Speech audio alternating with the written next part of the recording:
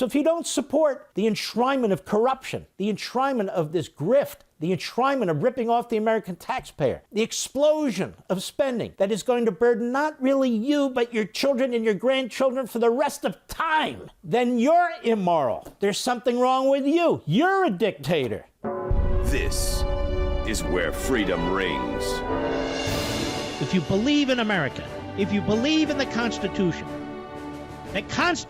empowers us. It's a new day. America's back. America's back, and America's going to get strong again. We're going to defend America, and we're going to defend our interests. Liberty's voice, Levin TV. Hello, America. I'm Mark Levin, and this is Levin TV, part 2 of what I began the other night. We call it part 1. Makes sense? Part 1, now part 2. Now, I needed 2 shows to do this. I laid the foundation in part 1 about what's going on, the constitutional abuses of those who are attacking what Donald Trump, Elon Musk, Doge, and the others are trying to do. That the head of the executive branch is the president. The executive branch is, in fact, the president. He has a right to run the executive branch. Employees, spending, that sort of thing. He's not impounding funds. But he doesn't have an obligation to commit fraud either. He doesn't have an obligation to waste your hard-earned tax-paying monies. He doesn't have an obligation to give a rubber stamp to what the prior administration did with discretionary spending. He doesn't have an obligation to keep every single employee that he inherits when he comes into office in the executive branch, if he can offer them a means and a way to leave, and on and on and on. The courts don't have the power to run the executive branch. It's a clear violation of separation of powers, period. You have unelected judges who are all lawyers, who don't know their you-know-what from their you-know-what, and now they're going to make all these decisions and second-guess a president in his fundamental duties. We're talking about fundamental duties. He's running as the executive, the chief executive, the executive branch. You'll notice the Washington, D.C. and New York media, they're all in with the swamp. They're all in with the agencies and the bureaucrats. They're all in with the Democrats. There they are again, very ignorant people, very cloistered environment. They share the same social circles, the same ideology. They award each other these, these plastic awards and so forth and so on. One tries to outdo the other. As I say, they socialize with each other. They don't know crap. And yet there they are doing the same thing over and over and over again. Where are the great journalists of the past who ran the great Sunday shows, the Joel Spivaks, Meet the Press, and the Tim Russerts of Meet the Press? Where are they? Where's the Dave Brinkleys of This Week? Or the George Hermans, go way back, of CBS and 60 Minutes? They don't exist anymore. Instead, you get stupid punks who really know nothing. But they're there. They're the cheerleaders. They're pushing the agenda.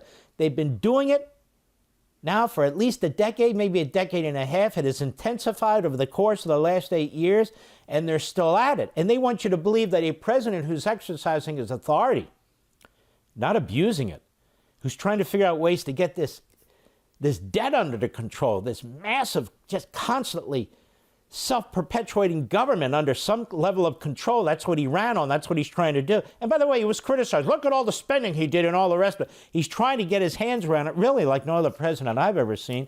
Now he's under attack. Elon Musk is under attack. His staff is under attack. That they are a threat to democracy because the Democrats need all this. They want all this. All this fraudulent spending, these missing monies, the corruption, the grift, this is what they've created. You know, ladies and gentlemen, there was a young man by the name of Frederick Bastiat. He was French. He wrote a couple of essays. One essay has been turned into a very short book here called The Law. And this gentleman, he didn't start out as a scholar. He didn't start out as a philosopher. Unfortunately, he died at the young age of 49. He got tuberculosis because he was traveling France pushing his ideas. His ideas were to counter the growing socialism that was taking place, the newly taught Marxism that was taking place. He would die in 1849. He was born in 1801. He'd been elected to several offices in France, some local, some in the national parliament. He started to think things through. I believe he was a local mayor for a period of time, but more than a politician. He'd been an economist. He would write about economics. And he was one of the great early free market economists. And he would tie economic issues to issues of freedom. As I say, he died at a very young age, unfortunately. And he would often be dismissed by Marx because he challenged Marx. He challenged the socialists, he challenged the Marxists, he challenged the centralization of government. He was a brilliant, brilliant young man, and he wrote in plain English. And so he was traveling throughout France to push his ideas, and it's believed that's when he caught tuberculosis. And his final words on his deathbed, and he said them twice, was, ready? This is what they were. The truth. He said the truth. The truth. And he died. He wasn't considered very famous at the time, but he's very famous now, for those of us who read these things, Frederick Bastiat. And I want to read you one sentence that perfectly describes everything that's taking place in America today. One sentence. Listen how prescient, listen to how brilliant. When plunder becomes a way of life for a group of men in society, over the course of time they create for themselves a legal system that authorizes it and a moral code that glorifies it. Have you ever heard such genius in such a short sentence? Let me repeat this. When plunder becomes a way of life for a group of men in a society, Washington, the media, the politicians, the bureaucrats, over the course of time they create for themselves a legal system, the left-wing activist judges,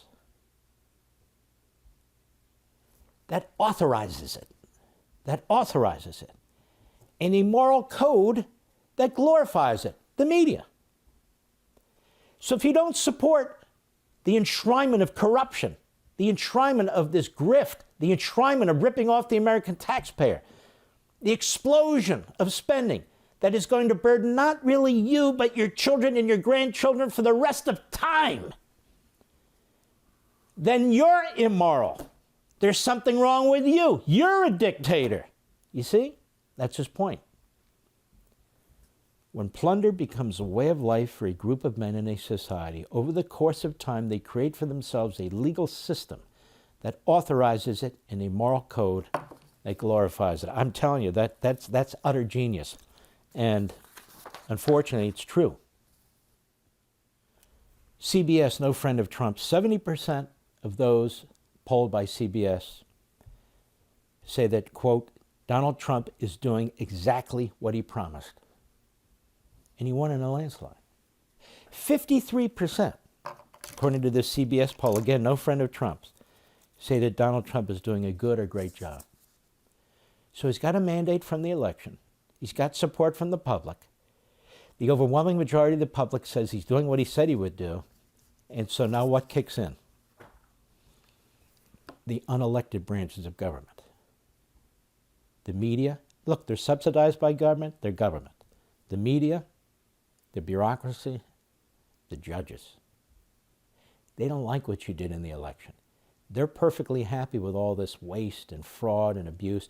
So much of it is spent in and around Washington, D.C., where the decisions are made by a group of self-appointed phony masterminds and elites who are corrupt as hell, are driving an ideology, or who are power hungry. They don't want to let go of a single penny. Not a penny. And so you have really loathsome, stupid people like Kaitlan Collins at CNN, who can always be counted on to be loathsome and stupid. And she brings in, and these media, they decide what guests they're going to bring in. They bring in this guy, Chris Murphy. This guy, Chris Murphy, is a do-nothing, he's a know-nothing, ambulance-chasing lawyer who worked his way up the political system and as a Democrat in Connecticut. Oh, that must be tough. And he just says the most horrendous things about Trump he has throughout this period of time. He was a congressman.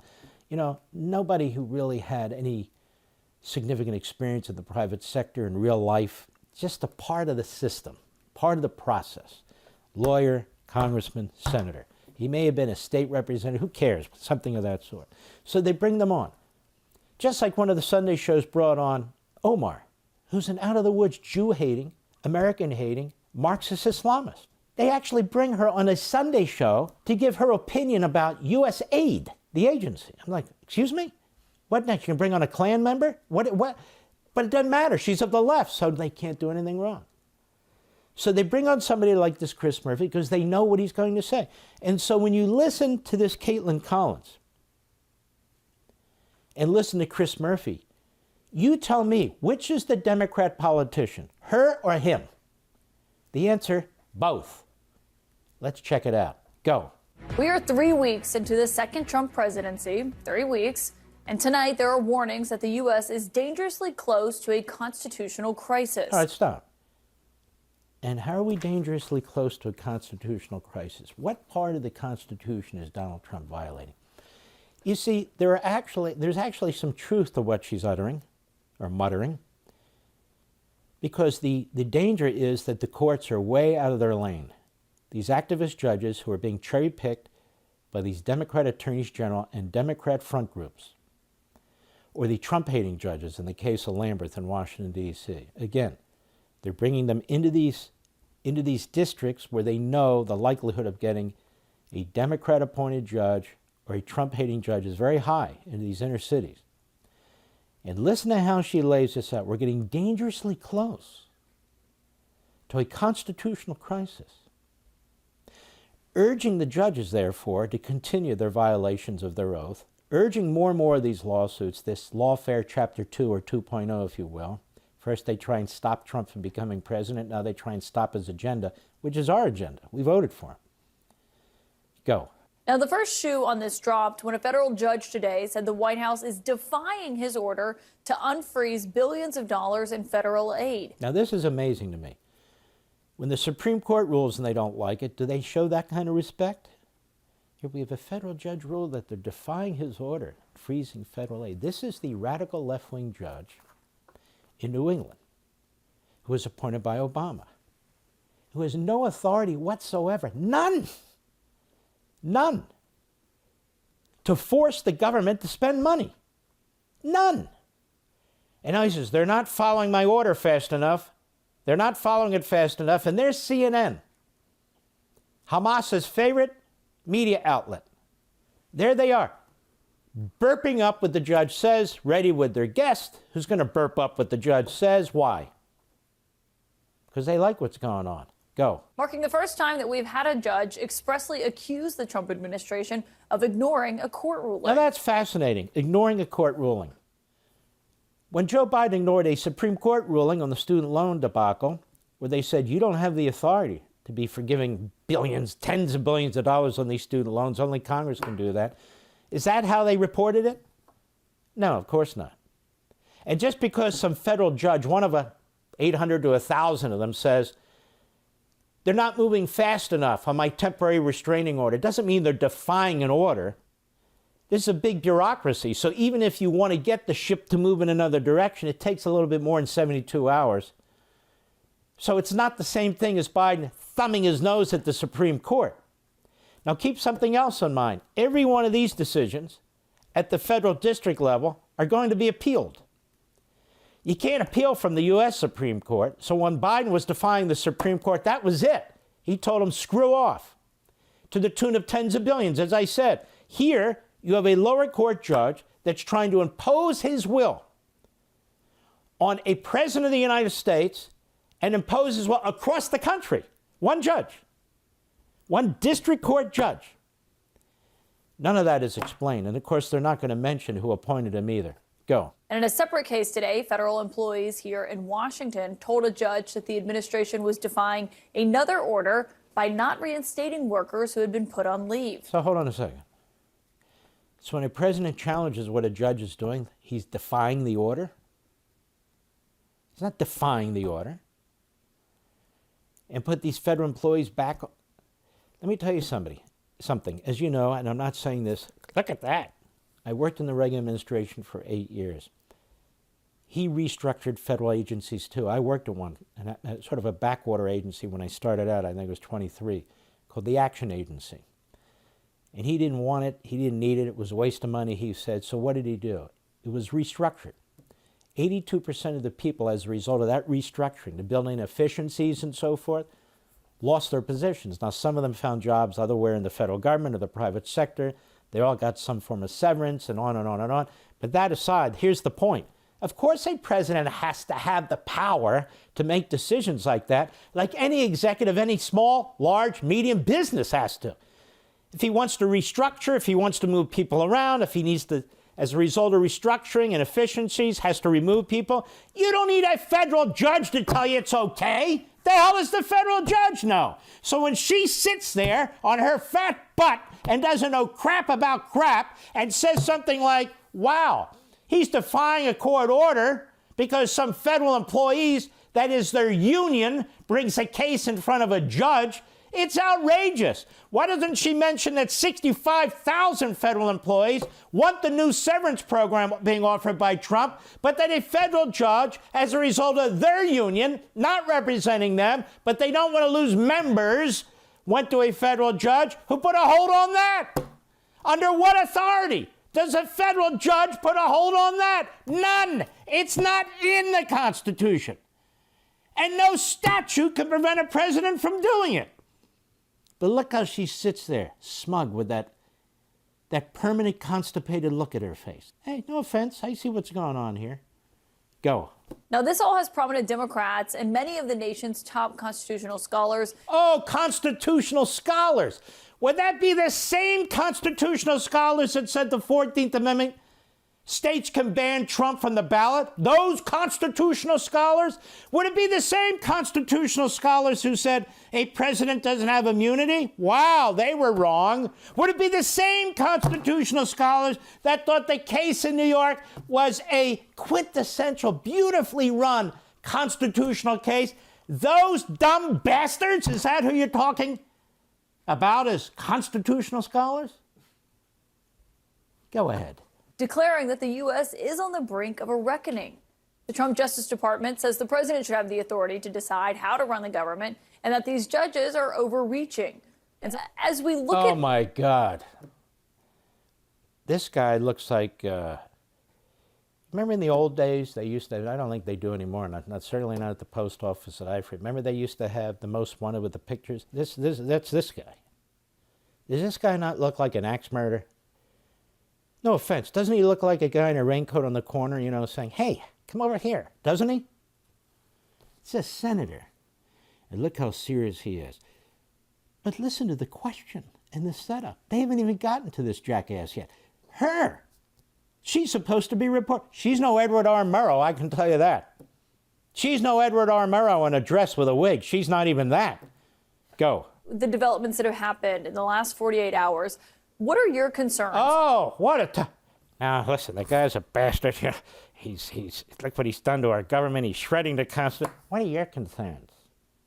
And she brings in one of the most despicable excuses for a senator. Go ahead. About this moment that we're at with the courts, with the president, and with this suggestion from two of his top advisors that maybe they defy the court's rulings. You know, like Biden. Go ahead. Yeah, by the way, that's not what Elon Musk said. You know, these people are such liars. He used the word legitimate. Even some of the left-wing professors who I saw in some of the left-wing media said Elon Musk didn't say that Trump could violate a court order. He was talking about legitimate court orders. He used the word legitimate. That's what they said in defense of Elon Musk and J.D. Vance. But even she won't bring herself to do that. So they bring in this guy. Go ahead. Yeah, listen, I mean, this isn't hyperbole to say that we are staring the death of democracy in the eyes right now. We're staring at the death of democracy in the eyes. It's not hyperbole, mind you. It's not right. I mean, what happened to Hitler? Oh, we'll get back to him, don't worry. And all his neo-Nazi followers. It's not hyperbole here. The very party that hates the Constitution, the very party that wants to pack the Supreme Court, the very party that has defied every immigration law we've ever had in order to change, or as the New York Times put it, to reshape the electorate. The very party that doesn't believe in voter ID, that is busy harvesting votes in order to try and win elections after the fact.